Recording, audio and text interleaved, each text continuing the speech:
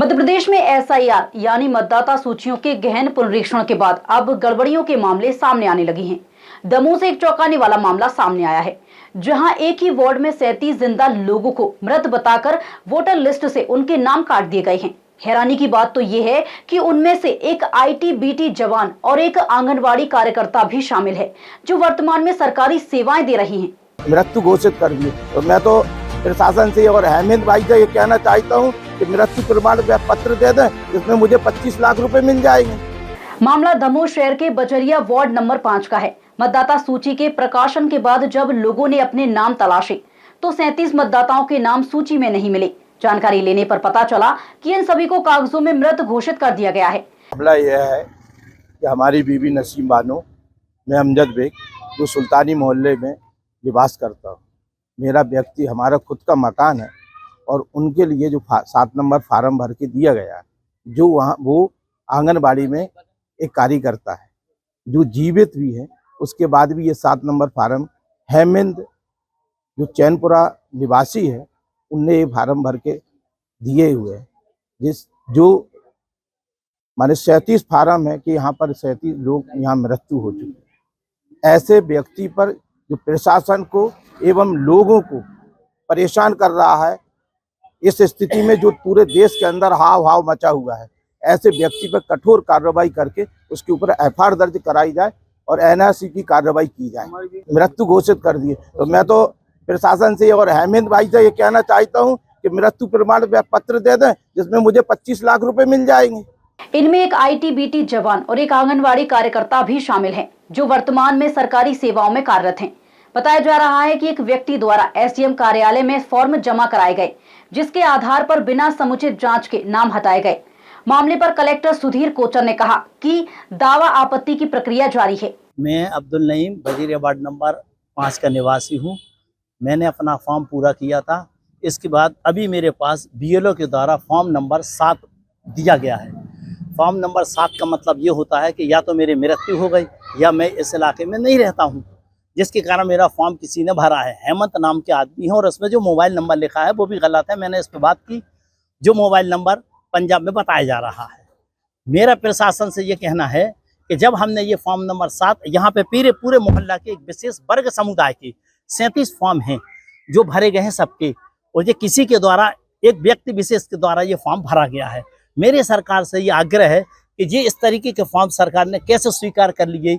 अगर मेरा नाम निरस्त होना था या कुछ होना था तो बीएलओ के थ्रू जाना चाहिए, ना कि किसी एक पर्टिकुलर किसी एक आदमी के द्वारा ये फॉर्म जमा की जा रहा है। मेरा प्रशासन से आग्रह है इस बात के लिए कि इस पर पूर्णतः निष्पक्ष जांच की जाए और दोषी के ऊपर कार्रवाई की जाए। मैं शेख हनीफ बजरी वार्ड नंबर 5 सुल्तानी मोहल्ला का निवासी हूँ।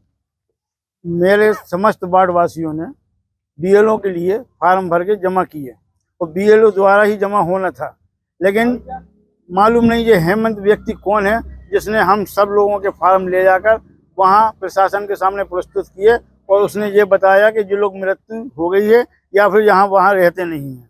जबकि सुल्तानी मोहल्ला में अभी आप भी उपस्थित हो, हम आपके माध्यम से ये कहना चाहते हैं कि जो ये हम फार्म लिए हैं ये हमारा फार्म है।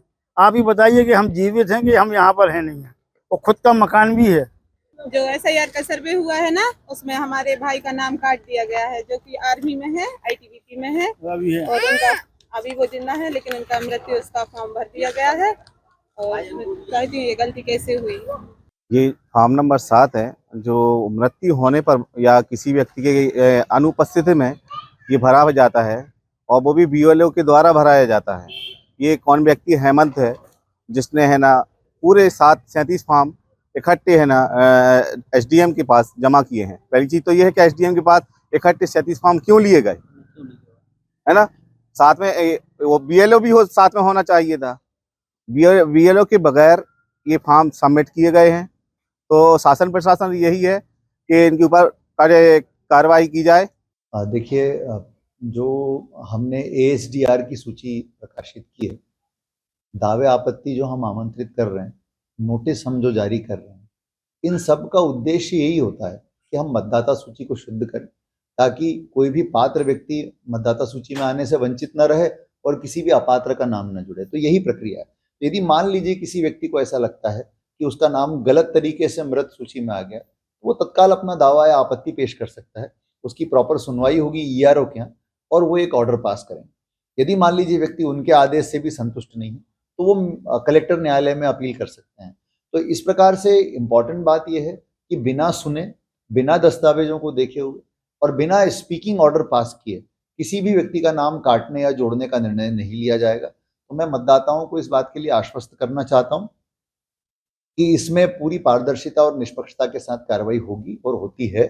आप लोगों को यदि मान लीजिए कहीं पर भी कोई ऐसा दावा आपत्ति है तो आप बिल्कुल संबंधित निर्वाचक रजिस्ट्रीकरण अधिकारी के न्यायालय में इसको प्रस्तुत कर सकते हैं और उस पर वो विधिवत सुनवाई करके इसका अंतिम निर्णय लेंगे। व्यक्ति विशेष पर उन्होंने आरोप लगाया है जिसने कहा है कि 37 लोगों के फॉर्म उसने ही सबमिट किए हैं, ऐसा कुछ मामला आपके सामने? देखिए मैं फिर से ये अवगत कराना चाहता हूं कि दावा आपत्ति कोई भी व्यक्ति लगा सकता है और किसी के विषय में भी लगा सकता है। महत्वपूर्ण बात यह है कि जो उस व्यक्ति ने दावा या आपत्ति पेश की उसमें जितने लोगों के नाम, उन सब लोगों के बारे में पूरी पड़ताल, पूरी छानबीन करना, सभी को सुनवाई का अवसर देना और उसके बाद एक आदेश पारित करना, यह निर्वाचक रजिस्ट्रीकरण अधिकारी या सहायक निर्वाचक रजिस्ट्रीकरण अधिकारी का कर्तव्य है। उनका काम है कि वो इसका समुचित निर्वहन करें और यदि व्यक्ति उसके बावजूद भी उनसे संतुष्ट नहीं है तो वो कलेक्टर न्यायालय में भी आ सकता है। तो इसीलिए मैं सबको आश्वस्त करना चाहता हूँ कि बिना सुनवाई के, बिना दस्तावेजों के अवलोकन के, बिना पक्ष सुने और बिना पारदर्शी प्रक्रिया के किसी का नाम काटने या जोड़ने की कार्रवाई नहीं की जाएगी। वहीं जिन मतदाताओं के नाम गलत तरीके से हटे हैं वे आवेदन कर सकते हैं। प्रशासन ने भरोसा दिलाया है कि किसी भी पात्र नागरिकों को मतदान के अधिकार से वंचित नहीं रखा जाएगा।